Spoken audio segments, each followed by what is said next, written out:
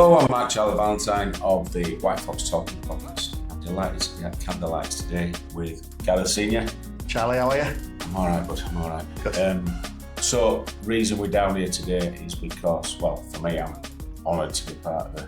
Myself, you and Andy, who just handed a rather large cheque to Candlelighters. Yeah, I mean, it's quite emotional, Charlie, on many fronts. I mean, it's been an emotional day. But yeah, first of all, to the cheque. As many of your listeners will hopefully know, that part of Leeds Fans Remembrance, which is remembering Chris Loftus and Kevin Speight, who were murdered in Istanbul in 2000, so 25 years ago. So as part of the 25-year remembrance activities, we held a big dinner just the other week at Ellen Road, where we had nearly 1,000 people attending, which was mind-blowing.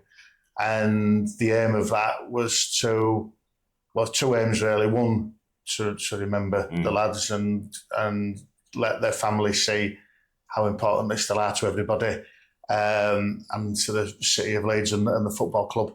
But I guess the big event, or the big purpose, was to raise money for Candlelighters, who we'll talk about a little bit more in a moment. But yeah, a cheque handed over today for just over £83,000, which is incredible. So thank you everybody that donated and took part in anything at all, contributed online to the Just Giving, came in person, donated prizes. The list goes on and on.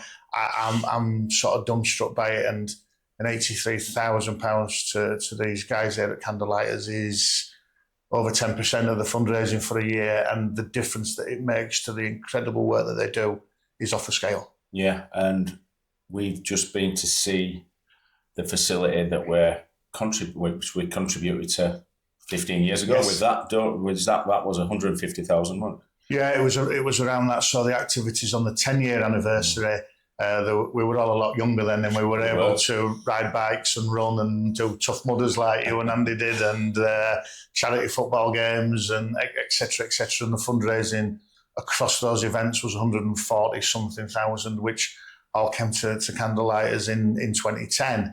And that enabled them to build the outdoor recreation facility, or the pavilion as they call it, which gives parents and the children suffering with childhood cancers, children and young adults suffering with cancers, an opportunity to get off the ward and be, I'll use the word normal, for a period of time. But you understand, what I mean. The girls can come in and have their hair and makeup done, and the younger lads can come in and play computer games, and the parents can come and have a brew and maybe just watch a bit of telly or with the kids, however they all want to do it. And I know that the Candlelighters are so happy with that space, and I think it makes us really proud to know that we've helped them build that space, and it's something, again, that the lads will always be remembered for as well. So brilliant. Yeah,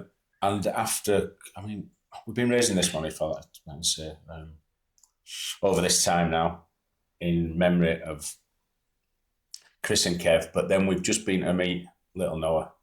Yeah. And the three of us sort of moved to tears just by meeting him and seeing where we're contributing, but seeing his bravery as well. And I suppose that difference of a young person in his position being able to spend time with his family and time in an environment like that, which will be shown on the film, and then compared with a young person that doesn't get the opportunity, it must be mind-blowing to know the difference. Look, we're parents, and you can't begin to understand or think how difficult it must be to suddenly be told that your child has got cancer. And my first thought, I think, would be, are they going to die? Or how long are they going to live for? And that must be so, so difficult as a parent to understand and get your head round. And for a child as well, depending on their age, because there's teenagers in there and they will have the similar thoughts. But then there's the young children in there who and everybody's attacking it with such bravery and such courage.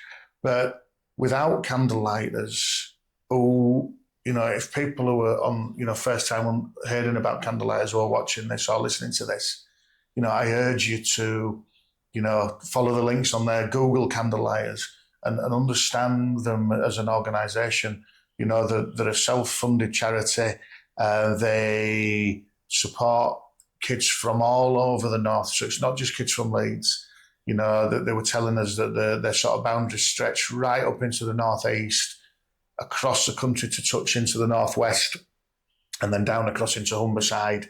So they're providing services for families across a massive region, and it takes pressure off ward staff. It takes pressure off nurses and doctors to an extent, but it also gives families and gives the parents and the children that human touch, a focal point for them to be able to ask the difficult questions.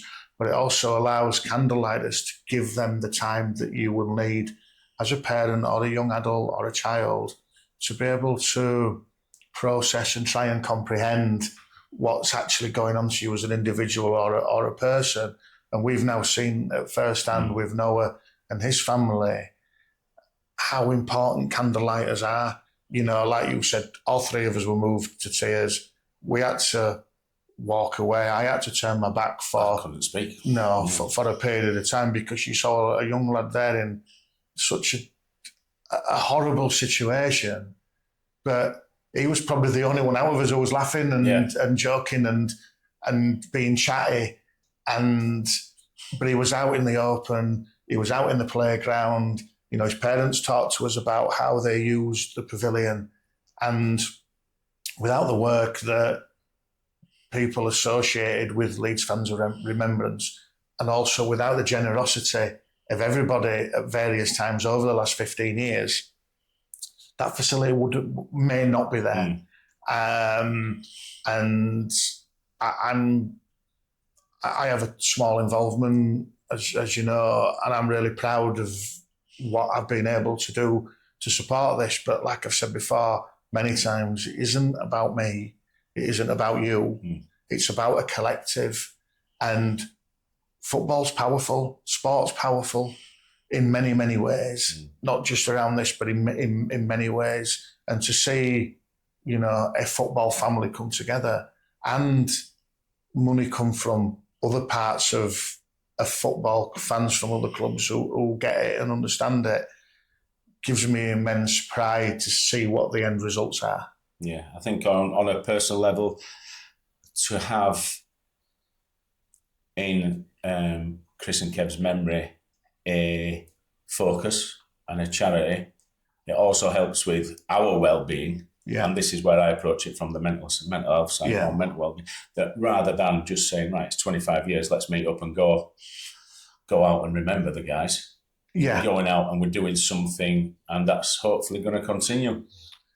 I think it trapping you. Yeah, look, we've spoken about this. It needs to continue. I think we've raised, the collective we think we've raised about £230,000.